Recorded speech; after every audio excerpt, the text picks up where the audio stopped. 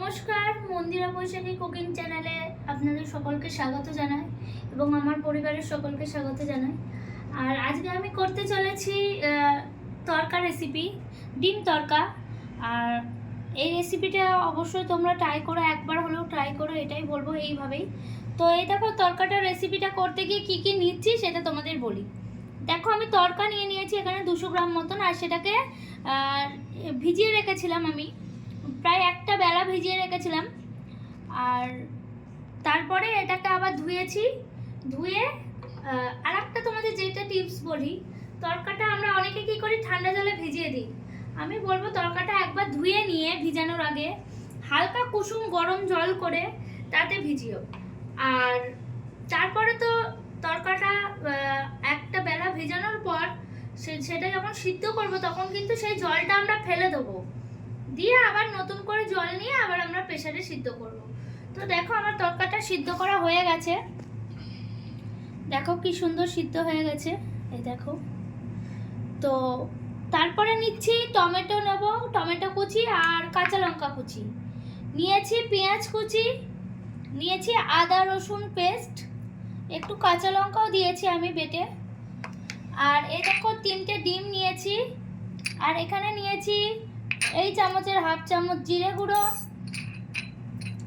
1 চামচ গোলমরিচ গুঁড়ো, 2 চামচ ধনে গুঁড়ো, এই চামচের 2 চামচ 1 চামচ আর একটু বেশি লাল লঙ্কার গুঁড়ো। আর এটা অপশনাল, এটা তোমরা চাইলে দিতেও পারো, নাও দিতে পারো।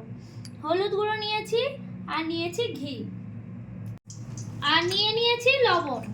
রান্নাটা পুরোটাই করব সাদা তেলে।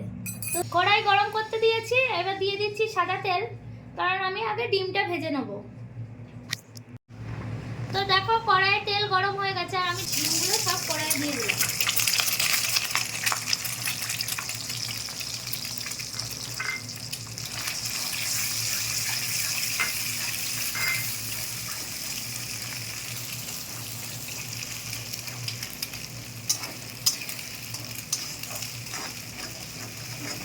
আমাদের ভাজা ভাজা হয়ে গেছে, এবার আমি ডিমটা তুলে নেব।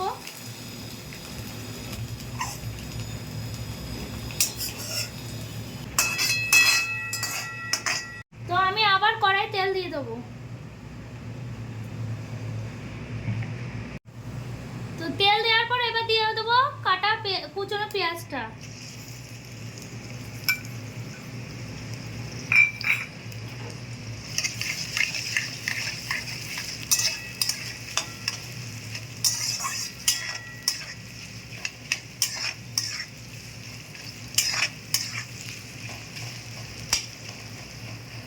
তো এবার পেঁয়াজটা হতে হতে আমরা একটা জিনিস করে নেব।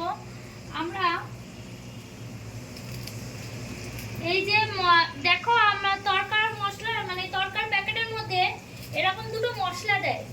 তো এটা তো কসৌরি মেথি, এটা তো পরে দেব। আর তার আগে যে মশলাটা দিয়েছে সেটা আমরা এই যে হলুদটার সঙ্গে এই মশলাটাকে আমরা মিক্সড করে নেব।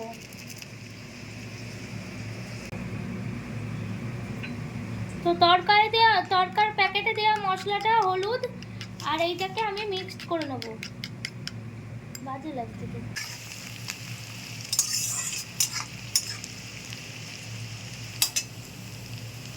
এবার আমি দিয়ে দেবো এই পেস্টটা।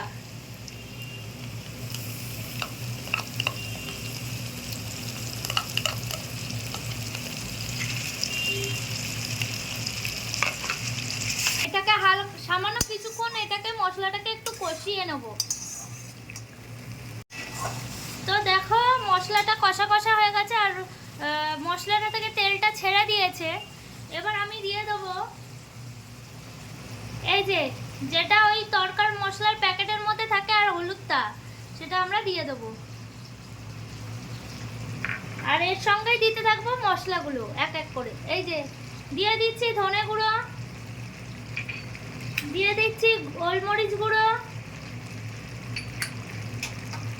দিয়ে দিচ্ছি জিরে গুঁড়ো,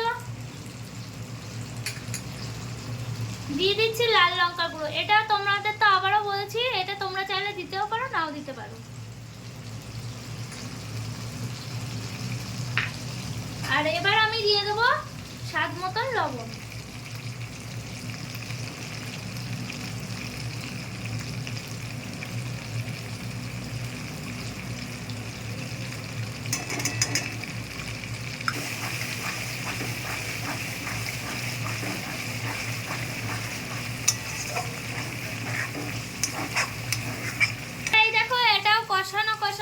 কষা হয়ে গেছে, মানে এইটাও মশলা ফসলা সব কিছু দিয়ে কষিয়ে নিলাম।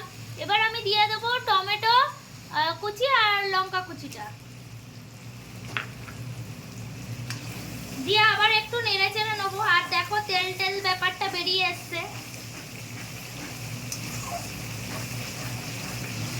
যারা তেলটা কম খাও তারা কম দিতে পারো তেলটা। আমি মনে করি তরকারিটা একটু তেল তেল হলে ভালো লাগে, তাই আমি একটু তেল তেল করেই রান্নাটা করছি। আর রেসিপিগুলো কেমন লাগছে তোমরা কিন্তু অবশ্যই জানাতে ভুলো না। আর কে কে ট্রাই করছো সেটাও জানিও। আর 8 থেকে 80 আমরা সকলেই খেতে ভালোবাসি। আর যেহেতু এগুলো ঘরোয়া পদ্ধতিতে করা, সেহেতু আমি মনে করবো এটাই কোনো মানে এগুলো মানে বাইরের থেকে খাওয়া আর ঘরে করে খাওয়া একটা কিন্তু আলাদাই ব্যাপার, তাই কি না? কিছু শেখাও হয়ে যায় আর ট্রাই করাও হয়ে যায়। তো চলো এবার আমি এই সিদ্ধ করা তরকাটা দিয়ে দিচ্ছি এর মধ্যে।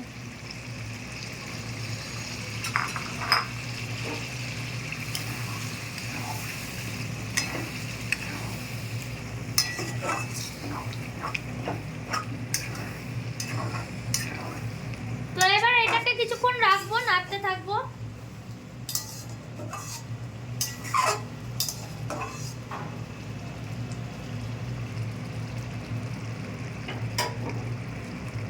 তো এই দেখো এই যে কসুরি মেথি যেটা প্যাকেটের মধ্যে থাকে, তো এটাকে আমরা এবার হাতে একটু মানে এরকম করে করে নেব,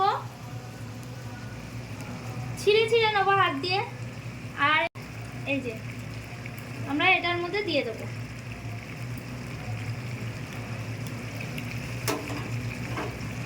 এটা দেওয়া হয়ে গেল, এবার দিয়ে দেবো এই ভাজা যে ডিমটা ছিল সেটা দিয়ে দেবো এর মধ্যে। এটাকে নাড়তে থাকবো।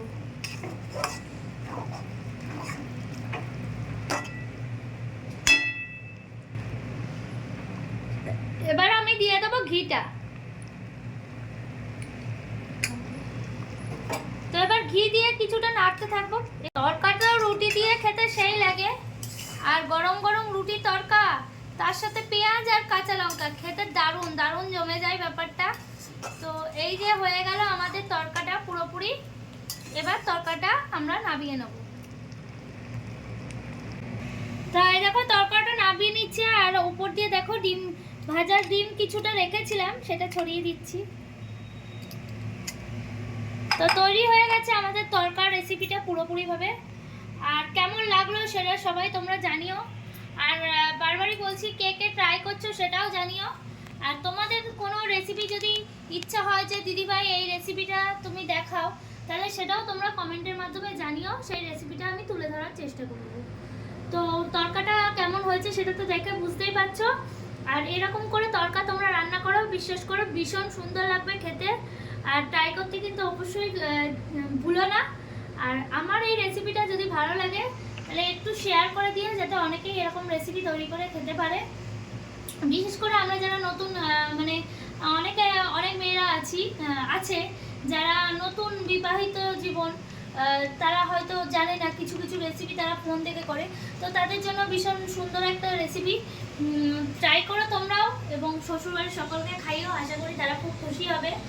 তো চলো আজকের ভিডিওটা এখানেই শেষ করছি, দেখা হবে পরের কোনো ব্লগে ভিডিওতে। ততক্ষণ পর্যন্ত তোমরা সবাই ভালো থেকো, সুস্থ থেকো, টাটা।